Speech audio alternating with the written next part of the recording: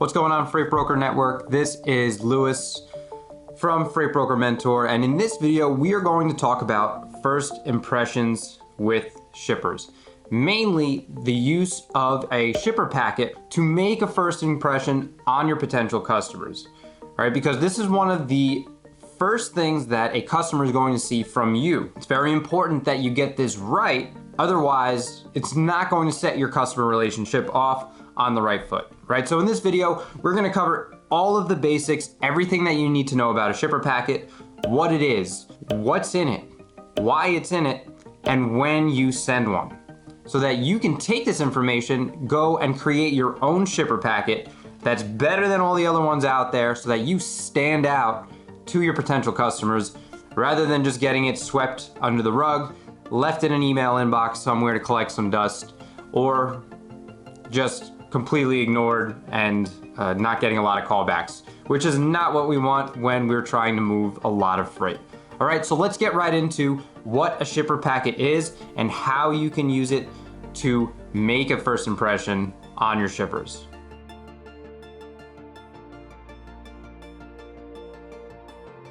So the first thing you need to understand is that a shipper packet is like a supercharged business card, right? Think about it like a portfolio for a construction worker or an artist or a photographer. If you were looking for a photographer to shoot your wedding, you're not gonna hire them without seeing a long list or a portfolio of pictures that they've done for other people in the past. The same thing goes for a shipper packet. A shipper packet is that first impression, right? It's what you give to the prospect so that they can see what you're about, what you do, what you intend to do for them, and all of the information that backs you up, right? Your contact info, your licenses, all of that stuff, right? And that's all a shipper packet is. So it might be a foreign term for you if you're just getting into shipping, but when you hear a shipper or a dispatch manager or whoever at anybody that you're calling to get freight from, if they say, send me your shipper packet, you are now going to know exactly what they mean, right? Because in the next few seconds, we're gonna talk about exactly what goes into that shipper packet so that you can start to build yours up if you don't have one already. If you do have one, you're gonna learn how to make yours better than all of the other ones, right? So let's get right into what is actually in a shipper packet. Like, what are the components? Why do we have them there? So I like to break things down into lists, right? So there are three main things that you need to put into a shipper packet to make it an effective marketing tool. Right, a lot of people just think of the shipper packet as just this formality that they ask you for it, so you send it off and then that's it. The transaction is over. I don't like to think of it that way. I like to think of the shipper packet as a foundation to the rest of our communications, right? So everything that happens after I send this packet is going to be slowly moving me towards moving more and more and more of this customer's freight. Right, so the first thing that you need to put in your shipper packet, it's the most important page, it's the first page, it's the first thing that they should see, is something called a one-pager. Now, I don't know if that's a real word, I just made it up, but what the one-pager essentially is it's one page of all of the things that a shipper needs to see about your business. The business name, where you're based, contact information, all of your license numbers, references, and what you intend to haul. Is it truckload, flatbed, heavy haul, dry van, liquid bulk, dry bulk, whatever it is, you want to put that on the shipper packet so that they have a very easy one-page summary of what you do. And you have to put yourself in the position of the shipper.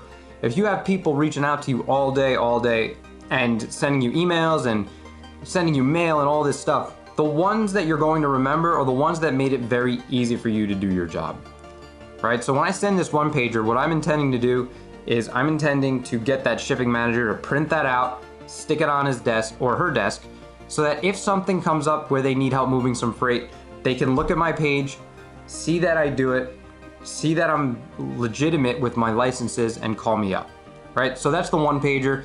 You need to have it in there, and it doesn't need to be fancy. You don't need to spend all this money getting it designed and getting logos and fancy colors on all that. No, you don't need any of that stuff. Just make a nice Word document, line it up in the center, list all of those things that I just said in a nice organized way. It doesn't have to be any specific way as long as it's there. And then that's gonna be your one pager that you're gonna give to customers. So that's the first thing that you need in your shipper packet. Now, the second thing that you need in your shipper packet is going to be the actual licenses that back up your one pager. And the reason why you need to include this and the reason why it's so important is because you have to understand how the process goes with onboarding a broker for these shippers. What happens is when you speak to the shipping manager, they might not be the ones that make the final say whether they can even do business with you. So what they're going to do is they're going to take that page, your packet, and send it off to their compliance department. It might be the owner of the business, it might be a full legal department. And they're gonna review your shipper packet and decide right there whether you are fit or not to haul their freight. Part of that is going to be looking at your licenses. So everything that you named in your one pager, you should put into your packet. That's your FMCSA filing, right? So they can see your MC number.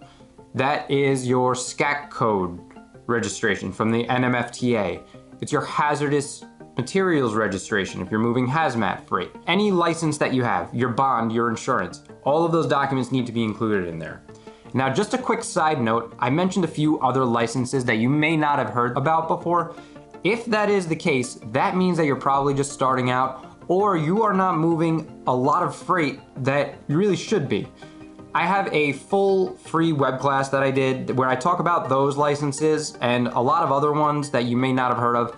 It's linked right in the description. It's called the 6-Figure Freight Broker. And in there, I talk a little bit about my story, how we went from building a very small brokerage in a 1-bedroom condo to a big organization that it is today. It's a really interesting watch. You should check it out. Again, if you are just starting out, or if you feel a little bit stuck in your brokerage, like you could be doing more, there's a lot of points in there that will be able to help you out. So that's gonna be available right down below. It's a big link, it says free web class. So go check that out when you have time. Now back to the shipper packet. When you send these licenses over, it's going to save them a lot of time looking you up, validating all of your materials. So make sure it's in an organized way, and that will make life easier for the shipping manager, and in turn, much more likely that they're gonna give you any business. Really quick, if you are enjoying this video and you are getting any value at all, what I want you to do is I want you to scroll on down to that little button right there, hit the subscribe button so that you never miss out on any Freight Broker mentor updates, tips, tactics. The last thing I want you to do is fall behind in the Freight Broker game. It's constantly moving, constantly changing. It's important that you stay on top of things if you ever want to develop your business, right? Now, while you're at it, give this video a like. It helps more people see it, gets the word out there, and eventually will help shape the industry for the better. So now let's talk about the last thing that you need to put into a shipper packet. And this is something that you probably haven't heard from anybody yet, because it's something that I invented myself. Well, the process at least. I have never seen it done before, but I've been recommending this to all of my private students, and they've been including it and seeing some much better responses from customers when they send this to them, right? So while I was sending out my shipper packets, while I oversee salespeople sending out shipper packets, I noticed that there are some common objections that we see that could be addressed before we even pick up the phone or before anything even happens, right? And one of those objections is we don't work with brokers, we don't trust them, right? Because let's face it, there's a lot of people in this industry, there's a lot of bad actors, and we don't want to be put into one of those buckets for a minority of what is going on in the industry. So I thought to myself, how can we eliminate this objection up front? And what occurred to me was the shipper packet can be used as a tool to disable some objections. The objection that I am specifically targeting is the objection that customers don't trust brokers. So what did I do? I said, why don't customers trust brokers? And I figured out that they don't understand our carrier selection process, right? Because if you think about it, when a customer is giving you freight as a broker, they're giving up a lot of control on their part. They're trusting you with one of their most precious assets, and you have to do a good job. They don't know who you are hiring to do it. They don't know what kind of truck it's going into, who's driving the truck, where's he been, who does he know, what does he know, how long's he been driving. They don't know any of that stuff. So what I did was I typed up a full list of my carrier vetting procedures.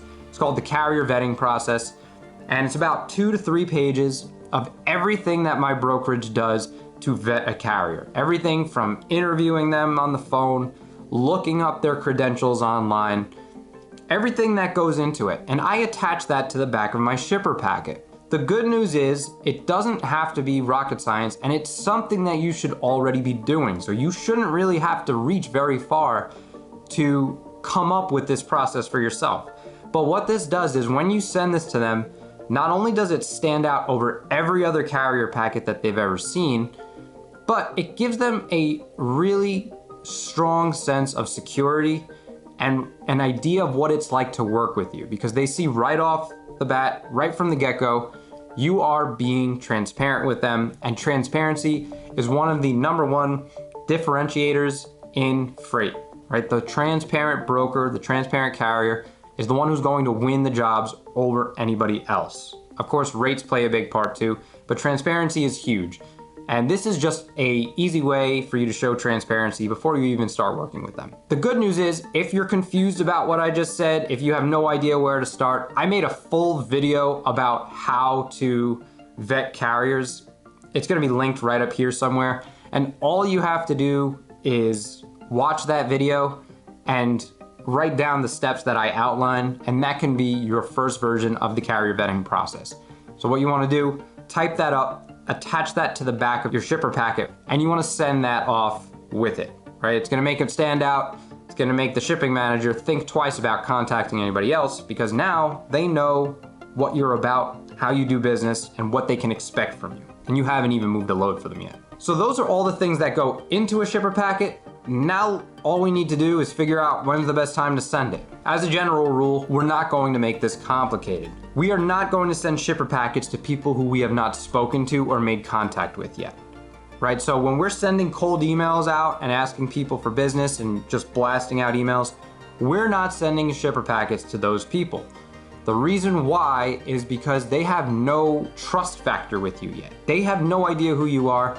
They're not going to open an attachment from somebody who they have never heard of before, unless you make something sound really, really enticing, in which case you'll be lying to them and you'll just kill trust right away, right? So we don't want to be sending that shipper packet to people who we don't know. We want to send the shipper packet to anybody who has returned some kind of contact with us.